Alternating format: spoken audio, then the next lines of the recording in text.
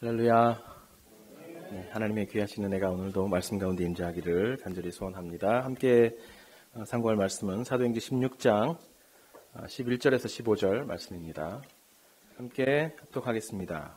우리가 드로아에서 배로 떠나 사모드라게로 직행하여 이튿날 네아폴리로 가고 거기서 빌립보에 이르니 이는 마게도냐 지방의 첫 성이요 또 로마의 식민지라. 이 성에서 수일을 유하다가 안식일에 우리가 기도할 곳이 있을까 하여 문 밖 강가에 나가 거기 앉아서 모인 여자들에게 말하는데 두아디라시에 있는 자색 옷감 장사로서 하나님을 섬기는 루디아라 하는 한 여자가 말을 듣고 있을 때 주께서 그 마음을 열어 바울의 말을 따르게 하신지라. 그와 그 집이 다 세례를 받고 우리에게 청하여 이르되 만일 나를 주 믿는 자로 알거든 내 집에 들어와 유하라 하고 강권하여 머물게 하니라. 아멘. 이제 봄철 날씨가 되어서 봄철이 되어서 날씨가 좀 풀리니까 여기저기 도로 공사를 하는 곳이 참 많습니다.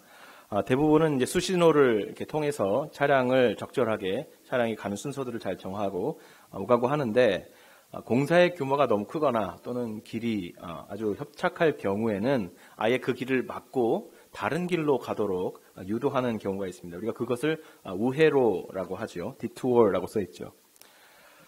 중요한 일을 계획하고 그 일을 하기 위해서 어떤 장소로 길을 떠날 때 누구든지 자기 마음속에 오늘은 여기로 지금 떠나는 나의 떠남은 이곳을 목적지로 한다라는 계획을 가지고 항상 떠나갑니다. 그런데 항상 변수가 생기죠. 저는 또 변덕이 심해서 아침에 탁 이렇게 말씀을 묵상하고 상고하러 설교를 준비하러 또 목회를 하러 이렇게 나가면 어디로 갈지 한 대여섯 곳이 머리에 탁 뻣뻣해서 어디로 가야 할까 순간 머릿속에 GPS가 막 이렇게 돌아갑니다. 근데 제 아내는 그걸 아주 싫어해요. 한 곳을 딱 정해놓고 한 길로 이게 계속 가면 되는데 이 길로 갔다 저 길로 갔다가 오늘은 이 길로 갔다가 가다가 모르는 길을 발견하면 이리로 가면 어디로 나오지 하고 저는 이렇게 성격이 좀 그런 스타일인데 저희 아내 같은 사람은 정해놓고 항상 그 길을 계속 가는데 갑자기 공사를 탁 해서 우회로가 나타나면 이게 아주 난감해지는 거죠. 제가 보기엔 그런 분들이 꽤 많이 있는 것 같아요. 네, 이렇게 비단 우리가 길을 우회로를 만났을 때만 해도 이렇게 답답한 마음이 들고 때로는 불안한 마음이 드는 것이지요. 그런데 우리 삶 속에서 우리가 계획한 일들을 추진해 가고 있을 때 갑자기 전혀 계산하지 못했던 전혀 생각하지 못했던 우회로를 만나면 그 길이 턱 하고 막혀 있고 더 이상 갈 수 없고 디투어 하라고 우회하라고 표지를 만났을 때 우리는 어떤 감정이 들게 될까요? 어떤 상황 속에 빠져들게 될까요? 이 우회로를 만날 때 드는 초조함과 불편함, 이것은 어떤 의미겠습니까? 우회로를 만났다는 것은 일단 최초의 계획이 완벽하지 못했다는 것을 부분적으로 인정해야 되는 상황입니다. 일종의 부분적인 실패라고 볼 수 있죠. 그리고 기존의 계획을 수정해야 되는 상황에 도달하게 됩니다. 그렇기 때문에 어느 정도의 좌절감, 어느 정도의 압박감, 그 다음에 새로운 동기부여를 위한 성찰과 시간이 요구되는 것이죠. 그러다 보니까 계획한 임무의 성취도가 낮아지고 시간이 뒤로 점점 처음 계획했던 것보다 뒤로 지연되게 되는 것입니다.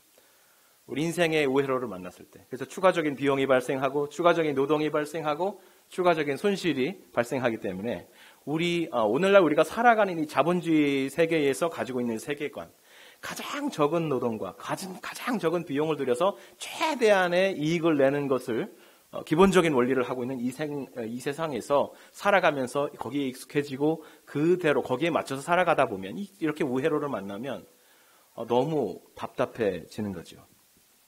이 말씀드린 것처럼 효율성이라는 것은 이 자본주의 세계에서 최고의 가장 기본적인 가치이자 미덕으로 여겨지고 있습니다. 물론 하나님께서 만드신 이 땅의 모든 재화들을 아껴서 잘 관리하고 망가지지 않도록 보호하려는 책임이 우리 그리스도인들에게 있고 모든 사람들에게 있기 때문에 그것은 나쁜 것은 아닙니다. 낭비하지 않으려고 노력하는 것 좋은 것입니다. 그러나 창조주 하나님을 믿는 성도들이 마치 자본주의 세계의 그 최대 가치인 이윤 추구, 즉 돈의 힘에 완전히 사로잡혀서 하나님마저도 그 이윤을 추구하는 최대의 이윤을 위해서 최소한의 비용을 들여야 되는 그 시스템에다가 하나님을 그 어느 슬롯에다가 집어넣어버리면 그때부터 문제가 되기 시작하는 것입니다. 이 세상을 창조하신 하나님, 창조주 하나님을 이 세상이 만들어놓은 가치체계 하나에다가 집어넣어버리면 그 순간 우리가 살아가는 이 세계를 생각하는 세계는 이런 것이야, 이렇게 살아야 해, 이렇게 행동해야 해 하는 가치관 자체가, 우리의 살아가는 삶 자체가 우상숭배가 되어버리는 것입니다. 우리가 효율성의 가치에 입각해서 치밀한 계획을 세웠지만 그 계획이 우회로를 만나서 실패를 경험할 때 마치 하나님께서도 실패하신 것처럼, 하나님께서 실패하신 거예요. 나의 실패를 하나님의 실패와 동등하게 맞추어 놓으면서 그 어느 자리에 하나님의 실패의 자리를 갖다 끼워 넣는 것, 그것은 우리의 불신앙이고 우리의 죄악이고 돈을 하나님 위에 두는 우상숭배입니다. 따라서 우리가 계획하고 준비했던 일들이 난관에 봉착하고 우회로를 만나고 큰 그리고 작은 실패들과 손실을 경험할 때에 우리가 가져야 될, 그리스도인으로서 가져야 될 한 가지 생각은 그 실패의 순간에도 하나님의 빈틈없는 계획이 실수 없이 이루어져 가고 있다라는 그 믿음입니다. 우리의 실패가 곧바로 하나님의 실패로 귀결된다는 생각 자체를 잠시 접어두어야 합니다. 우리의 계획이 지연됨으로써 하나님의 계획도 성취도 저만치 지연되었다라는 생각을 버려야 합니다. 우리의 발걸음은 여기에 멈추어져 있지만 하나님은 여전히 자신의 계획에 따라서 지금도 쉬지 않고 전력 질주하고 계신다라는 믿음을 우리가 우리 입술로 고백해야 하는 것입니다. 정말 우리의 계획이 실패해서 우리가 가던 길을 돌아가야 하고 때로는 막힌 길 앞에서 망연자실해야 하고 어찌해야 할지 어디로 가야 할지 혼란스러운 때조차도 하나님께서는 그 목적을 이루시기 위해서 자신이 세우시고 자신이 이끌어 가시고 자신의 사람들을 위해서 사람들을 통해서 이루어 가시던 그 일을 여전히 이루고 계시고 그는 지금도 전력 질주하고 계신다. 그런 믿음 우리가 가져야 합니다. 그럼 과연 정말 그러한가? 말씀이 정말 그러한 하나님을 우리에게 보여주고 있는가? 오늘 본문 말씀이 정말 그러한 하나님을 보여주고 있는가? 우리가 한번 살펴보기를 원합니다. 2차 선교 여행을 떠나면서 처음에 바울과 그의 선교팀은 오늘날 터키 지역에 해당하는 서남 아시아에 있는 땅끝까지 복음을 전하려고 했습니다. 그런데 성령께서 아예 아시아에서는 말씀을 전하지도 못하게 하셨다라고 말하고 있습니다. 왜 그러셨을까요? 상당히 아이러니하죠. 예수께서 자신의 복음을 전하라고 사람들을 택해서 보내신 선교의 일정인데 어느 지역에서는 아예 말씀을 전하지 못하게 그들을 막으셨다는 것입니다. 선교팀에 우리가 알 수 없는, 구체적으로 말해주고 있지 않기 때문에 말씀이 어떤 알 수 없는 큰 어려움에 봉착했으리라는 짐작을 할 수 있는 정도입니다. 이렇게 첫 번째 계획이 좌절되자 바울은 이제 정반대 방향인 동북쪽으로 길을 잡아서 비두니아와 본도 갑바도기아에 해당하는 이 동북부 지역으로 방향을 틀었습니다. 그래서 두 번째 계획을 세웠습니다. 그런데 이번에도 예수의 영이 이 바울이 세운 이 계획을 허락하지 않으셨다. 예수의 복음을 전하기 위해서 길을 떠났는데 예수의 영이 그곳에서 복음을 전하지 못하도록 막으셨다는 것입니다. 그렇다면 이렇게 남쪽 지역과 북쪽 지역, 서남 쪽과 동북 쪽에 어느 쪽도 가지 못하고 그 중간의 길을 택하면서 어찌 드로아까지 오게 된 것입니다. 터키 지역의 가장 서쪽 북쪽에 있는 항구 도시인 드로아에까지 오게 된 것이에요. 바울의 선교팀이 드로아에까지 왔다라는 사실이 의미하는 것은 무엇이겠습니까? 이미 바울의 일행은 1차 선교 여행 시 방문한 도시들을 찾아서 다시 그 교회들을 북돋우고 성도들을 격려하려는 목적을 거의 대부분 이미 이룬 상황입니다. 이미 선교의 초기에 1차 선교 여행을 방문했던 그곳을 거의 다 방문을 했고 그 이후에 우리가 아시아로 더 나가자라고 결정했던 그 결정을 막으셨고 그렇다면 동북쪽으로 다시 꺾어서 가보자 하는 결정을 또 막으신 것이죠. 그래서 그 중간에 있는 길을 따라서 어찌 오다 보니 드로아까지 온 것입니다. 무슨 말씀이에요? 이제 남은 것은 안디옥 교회로 돌아가는 일밖에 없는 것이죠. 소기의 목적을 달성했고 뭔가 새로운 계획을 세우고 가보자고 했는데 성령께서 막으셨다. 오케이. 그러면 이제는 우리에게 남은 옵션은 coming back. 돌아가는 거죠. 우리의 모교회가 된 안디옥 교회로 돌아가는 것입니다. 그렇게 드로아에서 멈추어 있는 그 바울의 일행에게 이제 돌아가면 안 되는 하나님만의 어젠다가 있었다는 것을 성경에서 지금 말씀해주고 있는 것입니다. 바로 그때 바울에게 마게도냐 사람이 나타나 그를 부르며 와서 도우라는 환상을 보여준 것입니다. 그리고 그곳에서 누가라는 의사요, 역사가요, 선교사로 헌신된 사람을 만나 새로운 선교의 여정을 잡게 되는 것입니다. 에게해를 건너서 그리스 땅으로 넘어가게 되리라는 생각을 바울은 2차 선교여행을 출발하면서 한 번도 가져보지 못했습니다. 그러나 하나님은 처음부터 그 계획을 가지고 계셨고 그 계획대로 이 팀을 데리고 전력질주하고 있으셨던 것입니다. 너희는 여호와를 만날 만한 때에 찾으라. 가까이 계실 때에 그를 부르라. 악인은 그의 길을, 불의한 자는 그의 생각을 버리고 여호와께로 돌아오라. 그리하면 그가 긍휼히 여기시리라. 우리 하나님께로 돌아오라. 그가 너그럽게 용서하시리라. 이는 내 생각이 너희 생각과 다르며 내 길은 너희의 길과 다름이니라. 여호와의 말씀이니라. 이는 하늘이 땅보다 높음같이 내 길은 너희의 길보다 높으며 내 생각은 너희의 생각보다 높음이니라. 이는 비와 눈이 하늘로부터 내려서 그리로 되돌아가지 아니하고 땅을 적셔서 소출이 나게 하며 싹이 나게 하며 파종하는 자에게는 종자를 주며 먹는 자에게는 양식을 줌과 같이 내 입에서 나가는 말도 이와 같이 헛되이 내게로 돌아오지 아니하고 나의 기뻐하는 뜻을 이루며 내가 보낸 일에 형통함이니라. 아멘. 이사야서 55장 6절에서 11절 말씀입니다. 하나님의 입에서 나온 그 말씀이 육신이 되어 우리 가운데 오셔서 죽으시고 부활하시고 승천하셨고 또 성령으로 우리 가운데 바울의 일행 가운데 함께 하셨던 그 예수 그리스도께서 바울의 일행으로 하여금 좌로도 우로도 치우치지 않도록 그들을 붙드시고 그렇게 하셔서 바울의 작은 계획, 바울의 작은 생각을 초월한 바다를 건너 복음을 전하는 원대한 계획을 가지고 계셨던 것입니다. 그리고 그 계획대로 한 걸음 한 걸음 그러나 전력으로 질주하고 계셨던 것입니다. 그 크면서도 세심하면서도 완벽하신 실수하지 않는 계획 말입니다. 모든 일에 하나님의 때가 있고 하나님은 그 때를 절대 놓치지 않으십니다. 바울과 일행이 그 환상 속의 사람과 누가와의 일행을 만나서 누가와의 만남을 통해서 하나님의 뜻을 이해하고 일단 순종하여 배를 타고 드로아를 떠났습니다. 사모드라게라는 섬을 거쳐서 거기서 아마 밤을 보낸 것 같고 다시 항해를 계속해서 네아폴리라는 항구 도시에 도착했습니다. 네아폴리스에서 빌립보까지는 겨우 11마일이기 때문에 한 2시간 정도 걸으면 충분히 도착할 수 있는 지근 거리입니다. 그러니까 배로 드로아를 떠나서 사모드라게를 거쳐 네아폴리를 지나서 다시 배를 그곳에 대고 빌립보에 이르기까지가 총 하루 정도, 24시간 정도의 시간이 걸렸다는 것이에요. 그런데 우리가 20장 6절에 보면, 사도행전 20장 6절 말씀에 보면 똑같은 경로를 거꾸로 가는데 바울이 3차 여행을 갈 때 빌립보를 떠나 다시 사모드라게를 거쳐 드로아로 가는 거리가 5일이나 걸렸다라고 말해주고 있습니다. 5일이나 걸렸다. 그러니까 바울 일행이 드로아에서 배를 타고 떠날 그 시점에 그 배를 빌립보에 있는 곳까지 밀어붙이는 순풍이 오는 기간인데 하나님께서 그 시간을 맞추시기 위해서 이 바울의 일행이 좌로 우로 치우치지 않고 곧바로 드로아로 향해서 갈 수 있도록 그들의 일정을 붙들어 주셨던 것입니다. 처음부터 하나님의 계획은 흔들림 없이 그렇게 진행되어 오고 있었고 그 큰 계획 안에서 바울은 이미 1차 여행 당시 방문했던 교회들을 대부분 방문했고 이제 하나님께서 그들을 통해서 또 다른 계획을 이루시고자 말 그대로 전력 질주를 하고 계신 것이죠.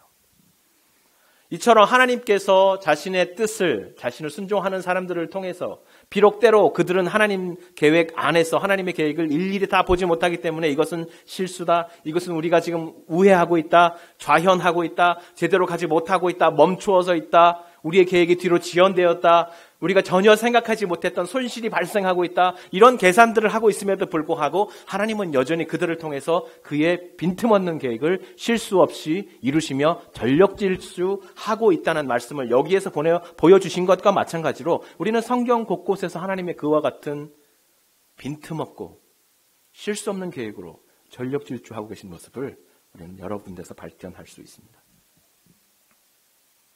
사도행전의 상권이라고 할 수 있는 누가복음 15장의 탕자의 비유가 그렇습니다. 아버지를 버리고 자신의 몫을 미리 챙겨 떠났던 아들이 모든 것을 탕진한 후에 이제 더 이상 버틸 수가 없어 아버지가 계신 집으로 돌이켰을 때, 그것을 안 아버지가 문을 박차고 아들을 향해 뛰어나가는 모습을 누가는 아주 잘 묘사해주고 있습니다. 작은 아들이 이렇게 말하지요. 내가 일어나 아버지께 가서 이르기를 아버지 내가 하늘과 아버지께 죄를 지었사오니 지금부터는 아버지의 아들이라 일컬음을 감당하지 못하겠나이다. 나를 품꾼의 하나로 보소서 하리라 하고 이에 일어나 아버지께로 돌아가니라. 아직도 거리가 먼데, 아직도 눈에 보이지 않는데 아버지가 그를 보고 측은히 여겨 달려가 목을 안고 입을 맞추니.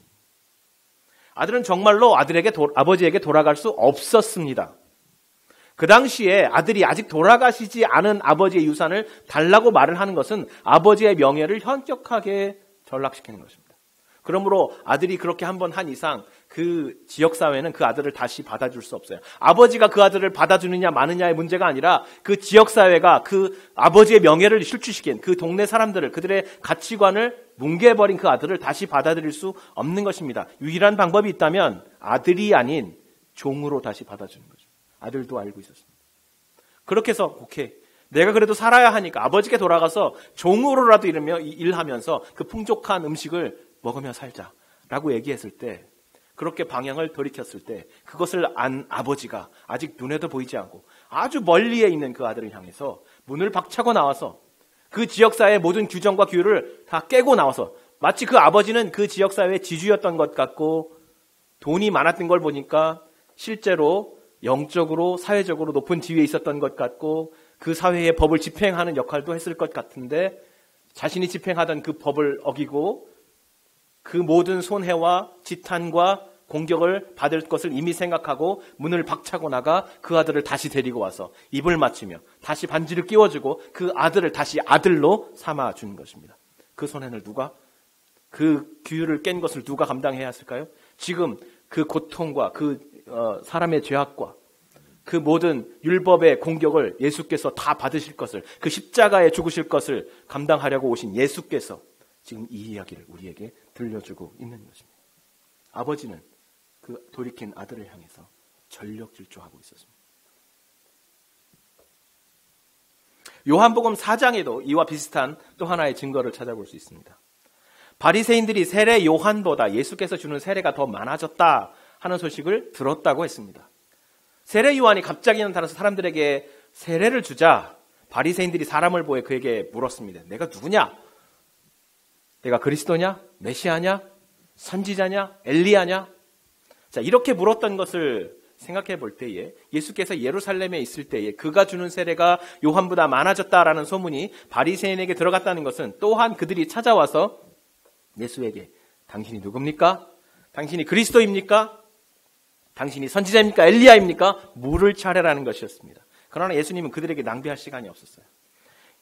요한복음 4장 4절에 보면 이렇게 나오는데, 예수께서 예루살렘에서 갈릴리로 돌아가시려고 계획을 잡으셨는데 반드시 사마리아를 통과해서 가셔야 했는지라. have to 라고 말하고 있어요. 왜 have to라고 했을까요? 왜 반드시 그것을 통과해서 가야만 했을까요? 보통은 여러분, 유대인들은 절대 사마리아를 통과해서 가지 않습니다. 그들과 상종하지 않습니다. 그들을 개보다도 못하게 여기는 사람들이에요. 그래서 일부러 먼 길을 택해서 직선거리로 가자면 사마리아를 통과해서 가야 하는데 빙 둘러서 2배도 넘는 거리를 걸어서 가는 유대인들이었습니다. 그들의 그 자존심이에요. 그런데 예수께서 말씀하시기를 이번에는 반드시 사마리아를 통과해서 가야 한다. 왜요? 사마리아에 있는 불쌍한 한 여인, 그의 영혼을 살려야 하기 때문입니다. 예수께서 사마리아에 도착해서 그 여인이 물을 깃고 있던 그 물에 털썩 주저앉은 그 시간을 요한복음은 6시라고 말하고 있습니다. 학자들이 6시, 요한복음에서 말하는 시간은 대체적으로 로마의 시간이라고 말하는 설득력이 있는 의견이 있습니다. 그것을 볼 때 실제로 제가 구글맵을 검색해 보니까 예루살렘에서 사마리아 수가성까지 거리가 저희 걸음으로, 요즘 평상인들의 걸음으로 15시간이 걸려요. 아마 그 당시 사람들은 훨씬 더 빨리 걸었을 것입니다. 한 12시간쯤 걸리지 않았을까요? 12시간으로 생각해 보면 예수께서 미리 일찌감치 준비하셔서 해 뜨는 시간인 오전 6시부터 계속해서 걸어서 하루 종일을 걸어서 그 사막을 가로질러서 사마리아 수가성에 도착하신 것이기 때문에 아마 먹을 것도 싸가지고 가셨겠죠? 잠시 앉아서 먹을 시간도 없어서 먹으면서 가셨을 것입니다. 그래서 그들이 수가성에 도착하셨을 때 먹을 음식이 아무것도 남지 않았습니다. 그리고 예수께서는 완전히 인간의 몸, 그 인간의 몸이 탈진하셔서 완전히 그 우물가에 털썩 그저 주저앉으셨다. 그렇게 말해주고 있어요. 그렇게 되기까지 이 한 여인을 향해서 예수께서 예루살렘에서 사마리아 땅 수가성까지 전력 질주해 오신 것이었습니다. 성경은 그러한 모습을 그대로 보여주고 있습니다. 그것을 위해서 치러야 할 가치, 자신의 몸이 다운돼서 완전히 거의 쇼크가 올 정도로 땀을 흘리고 힘들어야 했던 예수 그리스도의 그 우리의 몸 입으심, 그 아픔을 경험하시면서 그 영혼을 향해서 똑바로 걸어가신 것입니다. 그렇게 하나님은 이 빌립보 성을 향해서 바울 일행을 데리고 전력으로 달려가고 계셨습니다. 빌립보 성을 목적지로 놓고 볼 때에 그 경로를 우리가 쭉 보면, 바울 일행이 간 경로를 우리가 보면 빌립보 성을 목적지로 보자면 가장 빠른 직선거리로 가고 있다는 것을 우리가 알 수 있어요. 지도로 보셨지 않습니까? 남쪽으로도 가지도 않고 북쪽으로도 가지 않고 하나님의 이슈, 이곳으로 가야 하는 하나님의 어젠다가 그곳에 있기 때문에 더 이상 지우치지 못하고 순풍이 올 때 배를 띄울 수 있는 그 시간에 도착하기 위해서 하나님께서는 바울 일행을 직선거리로 드로아까지 가게 하시는 것입니다. 아무도 알지 못했던 하나님만의 계획, 아니 바울 일행과 함께 걸어가는 그 구원의 계획, 이 하나님의 전력 질주를 우리는 말씀을 통해서 보고 있는 것입니다. 누구를 위한 전력 질주였습니까? 바로 마게도냐 성의 첫 열매 루디아를 구원하기 위한 하나님의 급하신 마음, 그 뜨거운 마음이었습니다. 루디아는 예수께서 사마리아로 달려가 만나주셨던 그 수가성의 여인처럼 한 여인이었습니다. 자주색 옷감을 파는 여인이었습니다. 왜 자주색 옷감이었냐면 그 당시 에게해에서만 나오는 조개가 있는데 그 조개의 이름이 자주색이에요. 그 조개의 이름이 자주색이에요. 왜 자주색이냐면 그 조개로 자주색 염료를 만들 수가 있기 때문에 자주색이라는 이름을 가진 조개입니다. 그 조개로 자주색 염료를 만들어서 그것으로 물감을 물들여서 팔았는데 그 당시에 그렇게 자주색 옷감의 가격이 어느 정도 했냐면 금과 똑같았다라고 말해주고 있어요. 금 가격에 해당하는 정말 비싼 옷감을 파는 여인이었습니다. 아주 부자였겠죠. 왕족들과 귀족들과만 거래를 하는 아주 부자 여인이었습니다. 그런데 그 뒤에 보니까 믿음을 얻게 되고 그 가족이 다 세례를 받게 만든 것을 보니까 이 여인은 그저 한 여인이 아니라 그저 한 장사치 여인이 아니라 한 가정의 가장이었다라는 것도 알 수 있어요. 그 당시에 여인이 한 가족의 가장이었다? 두 가지 케이스겠죠? 남편이 먼저 죽어서 사별을 했거나 두 번째는 아예 결혼을 하지 않았거나. 이렇게 돈이 많은 여자가, 이렇게 돈이 많은 여인이 결혼을 하지 않았다. 대체적으로 학자들은 두 번째 케이스로 얘기를 해요. 결혼을 하지 않았다. 뭔가 어려움이 있지 않았을까. 분명히 큰 상처가 있었을 거라고 우리가 짐작해 볼 수 있어요. 그 당시 세계관에서 결혼을 하지 않았다. 여인이 돈이 많이 있는데. 그래서 그런 생각들을 할 수 있는 자유가 우리에게 있습니다. 그런데 뒤늦게 인생의 회의가 오고 하나님을 생각하게 하고 신을 찾게 되고 그래서 유대인들의 하나님을 소개받고 그들에게 나가려고 하는데 역사적인 고증을 통해 보니까 그 지역에는 회당조차도 없었던 것입니다. 유대인들이 모이는 회당조차도 없어서 사람들이, 유대 여인들이 혹은 하나님을 찾고자 하는 여인들이, 하나님을 경외하는 사람들이 이 물가에 나와서 물가에서 결례를 행하며 서로 모이면서 예배를 드리고 있었던 것이죠. 그래서 기도처를 찾기 위해서 바울 일행이 물가에 갔을 때 그들과 만난 것입니다. 이렇게 가득 찬 의구심의 대상인 이 이방 여인 루디아를 향해 이번에도 하나님께서는 제자들의 발을 들어서 전력 질주하고 있습니다. 많은 여인이 있었을 텐데 그 루디아의 마음을 주님께서 여시고, 왜냐하면 그를 향해 오셨기 때문에 그의 마음을 여시고 그의 마음속에 복음을 전해주시면서 그가 곧 예수 그리스도를 영접하게 해주시고 그의 모든 가족이 구원을 얻게 해주시는 것입니다. 이처럼 하나님은 오늘도 어제도 내일도 변함없이 그의 신실한 백성들을 향해서, 그가 구원하기로 작정하시는 영혼을 향해서 전력으로 달려오시는 하나님이십니다. 시편 기자가 말하죠. 그분의 인자함이, 그 자비로움이 아침마다 새롭고 늘 새로우니 그의 성실하심이 큽니다. 하나님의 나에게 달려오심이 어제의 일이 아니고 다만 오늘의 일이 아니고 영원토록 반복되는 하나님의 놀라운 사랑이라는 것입니다. 여러분, 우주의 크기가 그 반경만 465억 광년이랍니다. 뭐 제가 생각해 볼 수 없는 범위의 이 기간이기 때문에 뭐 실감이 잘 나지 않습니다. 빛의 속도로 465억 년을 달려야, 지금 이곳에부터 달려야 한쪽 방향으로 좌로우로 치우치지 않고 달려야 우주의 끝을 만져볼 수 있다는 얘기인데요. 하나님께서 이 우주를 만드셨습니다. 하나님께서 이 우주를 만드신 하나님께서, 반경만 495억 년에 해당하는 이 큰 우주를 만드신 하나님께서 우리가 언제고 그 앞에 무릎 꿇고 언제고 그 앞에 나가서 주님 하고 부르는 순간 우리를 향해서 전력 질주해서 달려오시는 그 하나님, 그 하나님을 우리가 섬기고 있는 것입니다. 무엇이 하나님을 그렇게 달려오게 만들었습니까? 그가 바라보고 계시는 안타깝고 애처롭고 연약하고 제 가운데 있는 한 영혼입니다. 하나님 그렇게 당신의 일꾼들을 사용하셔서 한 영혼을 향해서 그렇게 달려가십니다. 오늘날 우리가 교회에 대한 새로운 생각을 할 필요가 있습니다. 하나님께서 그를 예배하는 사람들을 위해서 예수 그리스도를 보내시고 그 예수 그리스도의 복음을 전해받은 이들을 통해서 하나님께서 그렇게 달려오게 하시는, 우리에게 달려오시는 하나님이라면 오늘날 우리가 이 교회를 생각함에 있어서 시장과 같은 모델로 만들어진 교회를 이제 우리가 버려야 할 필요가 있어요. 교회를 잘 지어놓고 교회에 필요한 퍼실리티를 잘 만들어놓고 자 이제 오십시오, 우리가 여기 있습니다 라고 만드는 그런 교회가 아니라, 이제 우리는 이 복음의 메시지를 가지고 우리가 모이는 교회로서 매번 모여서 예배드리고 하나님의 은혜를, 우리에게 달려오시는 그 하나님의 은혜를 누렸다면 이제 흩어지는 교회를 우리의 삶 속에서 각 복음을 기다리고 있고 갈급해하고 연약한 가운데 놓여있는 사람들을 향해서, 주님께서 우리를 보내시는 사람들을 향해서 다가가는 교회, 그들을 향해서 하나님의 복음을 들고 전력 질주해서 다가가는 교회, 선교적인 교회가 되어야 하는 것입니다. 그것을 위한 가치를 주님께서 이미 다 지불하셨던 것입니다. 예수님께서 갈릴리를 건너가시면서 귀신 군대 들린 한 청년을 살리시기 위해서 돼지 2,000마리라는 가치를 전혀 생각도 안 해보시고 바로 지불하셨습니다. 여러분, 하나님께서 그것보다 더 존귀한 예수 그리스도의 몸을, 예수 그리스도를 십자가에서 우리를 위해서 지불하셨습니다. 하나님께서 우리에게 오셨고 또 우리를 통해서 하나님께서 또 달려가기를 원하십니다.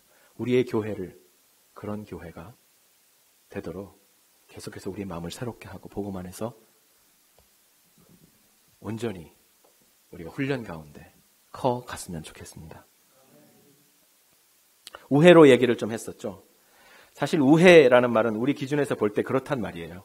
우리 기준에서 볼 때 우회했다는 말이에요. 여러분, 도로공사 사인을 보고 우회를 했는데 한 번 턴을 하니까 그 앞에 이만한 금덩어리가 있고, 또 한 번 턴을 했더니 그 앞에 또 이만한 금덩어리가 있고, 또 턴을 했더니 그만 금덩어리가, 가는 곳마다 금덩어리가 있으면 여러분 그 길을 우회로라고 생각하시겠습니까?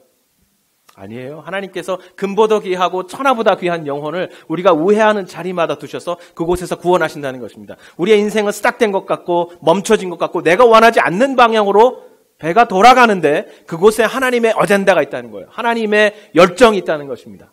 우리 삶 속에 아직은 막혔다, 엉뚱한 곳으로 간다, 힘들다, 그럴 때 하나님이 나를 붙들고 계신다라는 생각을, 그 확신을 믿음 가운데 품으시기를 바랍니다. 하나님은 실수가 없으십니다. 오늘도 우리를 위해서 우리의 입술로 전해질 복음을 선포하기 위해서 전력질주하고 계십니다. 여러분, 저는 우리 교회, 여러분 복음의 빛 교회 좋으세요? 저는 정말 좋아요. 이런 교회가 이 메릴랜드에 정말 많았으면 좋겠어요. 정말 많았으면 좋겠어요. 같이 복음을 놓고 고민하고 대화하고 토론하고 서로에게 다가가고 싶어하고 어떻게 이 복음을 전할까 고민하고, 그런 교회, 그런 교회가 정말 많았으면 좋겠어요. 그래서 우리 교회는 어떤 큰 성장을 이 정도 성장해서 이 정도 건물을 짓고 이 정도 시설을 구비하고 사람들을 그럼 모으자. 이런 생각하지 말고 우리 교회가 존재하는 그 영원한 시간 동안 이런 생각하지 말고 정말 주님께서 은혜 주시고 사람들 보내주시고 때로는 더 건강해지고 더 덩치가 커지면 어느 시점에서는 주님께서 원하시는 이 복음을 위해서 우리가 어떻게 어느 지역에 어떻게 리치아웃 할까? 어떻게 복음이 필요한 사람들에게 우리의 몸을 세포 분열해서 나누어서 서로 연합하며 교회를 또 짓고 교회를 세우고 할까? 그런 고민들을 지금부터 하는 교회가 되었으면 좋겠습니다. 하나님께 주신 이 놀라운 비전, 이 어젠다를 가지고 하나님의 어젠다를 가지고 우리가 하나님과 함께 전력 질주하는 교회 되기를 간절히 소원합니다. 우리 마음속에 매일 아침 우리를 향해 다가오시는 그 하나님을 만나시고 그 하나님과 손잡고 매일 아침 함께 전력 질주하는 성도들 되시기를 주님의 이름으로 간절히 축원합니다.